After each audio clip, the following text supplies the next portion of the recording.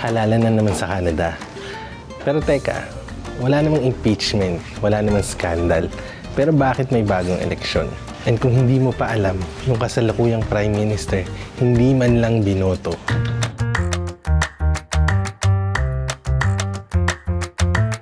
Pero teka, paano naging Prime Minister si Mark Carney kung hindi man lang siya binoto? Sa darating na April 28, 2025, muling magbobotohan ng mga taga-Canada para sa bagong Prime Minister. Ang tawag dito, snap election. Ibig sabihin, hindi ito nakaschedule, tinawag ito ng mas maaga kaysa inaasahan. Bakit? Dahil may crisis na kinakaharap. Bagong taripa o buwis sa kalakalan mula sa US at mainit na usapin tungkol sa soberenya ng Canada.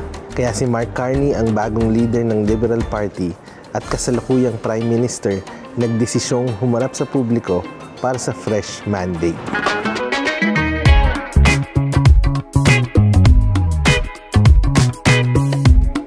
Ang gumagalaw talaga ang Prime Minister at ang Parliament.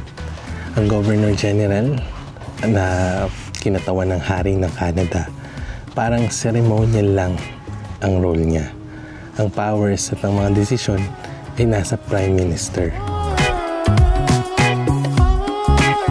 Nang nagbitiw si Justin Trudeau noong Marso 2025, hindi agad nag-eleksyon. Sa halip, pumili ang Liberal Party ng bagong leader, si Mark Carney. At dahil hawak pa rin ng partido nila ang pinakamaraming upuan sa Parliament, automatic siyang naging Prime Minister. Ganito talaga ang sistema sa Canada, hindi direkta ang pagboto sa Prime Minister. Akala niyo ba ngayon lang nangyari to? Actually, may mga nauna na.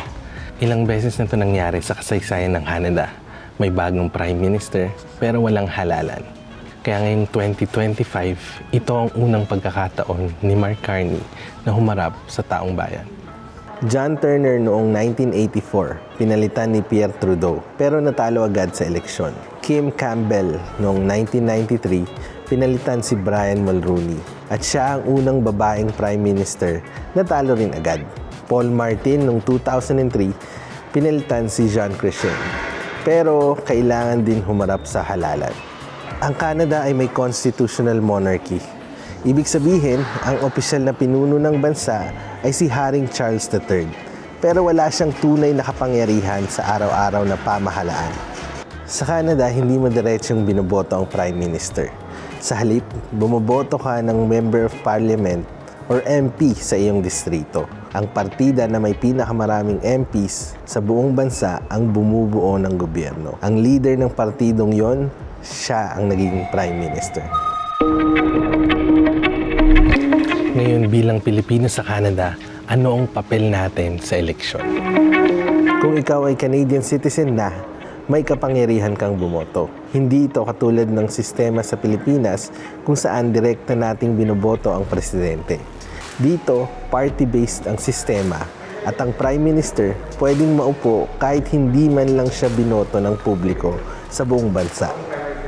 Ngayong April 28, 2025, ikaw na ang may kapangyarihang pumili ng kinabukasan ng Canada. Sa boto mo, maaaring magpatuloy si Mark Carney o palitan siya ng bagong leader. Ang tanong, sino ang tiwala mong mamumuno at sino ang karapat-dapat na humawak ng kapangyarihan? Kahit hindi sila prinsipe o reyna.